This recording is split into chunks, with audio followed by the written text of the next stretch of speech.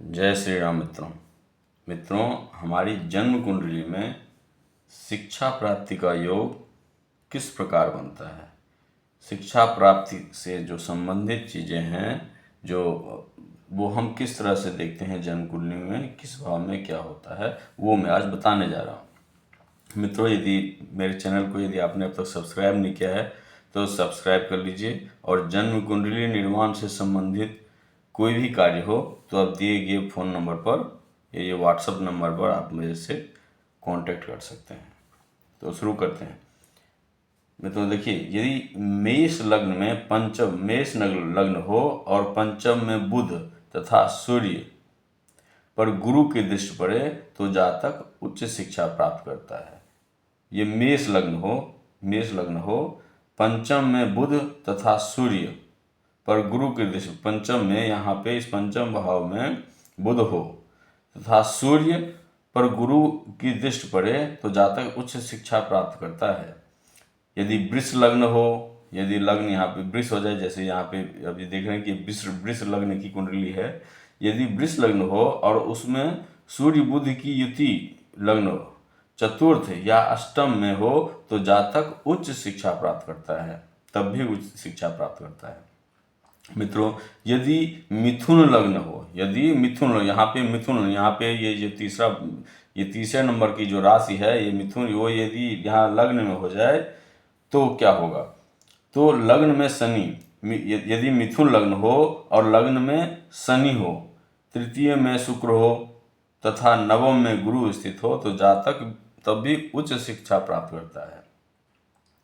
यदि कर्क लग्न की कुंडली हो और उसमें लग्न में बुध भी आ जाए, गुरु व शुक्र की युति हो या दृष्ट हो तो भी जातक उच्च शिक्षा प्राप्त करता है।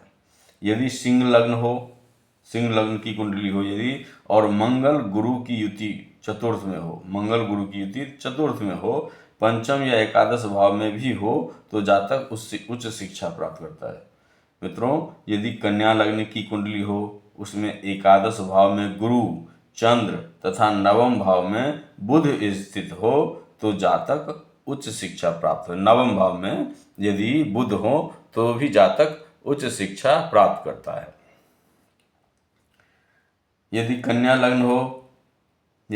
लग्न हो और उसमें एकादश भाव में गुरु चंद्र तथा नवम भाव में बुध स्थित हो तो जातक उच्च शिक्षा प्राप्त करता है, ये मैंने आपको बताया। यदि तुला लग्न हो और अष्टम में शनि गुरु द्वारा दृष्ट हो, अष्टम में शनि गुरु द्वारा दृष्ट हो तथा नवम में बुध स्थित हो तो जातक उच्च शिक्षा प्राप्त करता है। नवम भाव में यदि बुध हो तो जातक तब भी उच्च शिक्षा प्राप्त करता है। मित्रों, यदि वृश्चिक लग्न की यदि कुंडली हो, यहाँ पे आठवां भाव लिखा हो, यानी कि वृश्चिक राशि हो यदि लग्न में, तो उसमें बुध और सूर्य आ जाए तथा नवम भाव में गुरु चंद्र स्थित हो तो जातक उच्च शिक्षा प्राप्त करता है।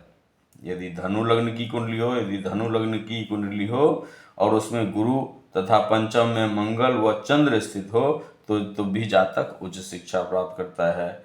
यदि मकर लग्न हो और उसमें शुक्र और मंगल की युति कहा गया है, मकर लग्न की कुंडली में शुक्र और मंगल की युति तथा पंचम भाव में, ये जो पंचम भाव है इसमें चंद्र गुरु द्वारा दृष्ट हो, पंचम भाव को कहीं से भी शुभ जगह से बैठ के चंद्रमा देखते हो या गुरु, अशुभ भाव से नहीं, छठवें आठवें या 12वें भाव से नहीं, शुभ भाव से केंद्र से कहीं देख रहे हो, इधर से देख रहे हो या यहाँ से 9वें 10वें 11वें से देख रहे हो गुरु या चंद्र, तो भी जातक उच्च शिक्षा प्राप्त करता है, ऐसा कहा गया है हमारे ज्योतिष शास्त्र में।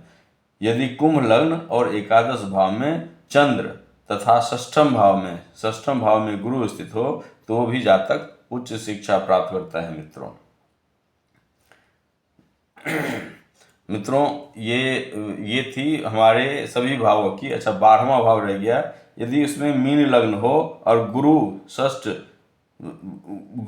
षष्ठम में, शुक्र अष्टम में और शनि तथा मंगल एकादश भाव में हो तो भी जातक उच्च शिक्षा प्राप्त करता है। मित्रों, यदि ये वीडियो आपको अच्छा लगा हो तो कृपया लाइक कर दीजिएगा। अब मेरे से कुछ भी पूछना हो, कुछ भी, चाहे जन्म कुंडली निर्माण से संबंध में कुछ पूछना हो या जन्म कुंडली निर्माण करवाना हो, किसी भी प्रकार के ज्योतिषीय कार्य के लिए, कुंडली मिलान से संबंधित कार्य हो, तो दिए गए व्हाट्सएप नंबर पे, फ़ोन नंबर पे आप मेरे से संपर्क कर सकते हैं। दिल्ली का नंबर है। और मेरे चैनल को यदि मित्रों, यदि आप अभी तक सब्सक्राइब नहीं किया है तो कृपया सब्सक्राइब कर लीजिए, ताकि जो भी वीडियो मैं डालता हूँ उसका इन्फॉर्मेशन आप तक पहुँच जाए। धन्यवाद।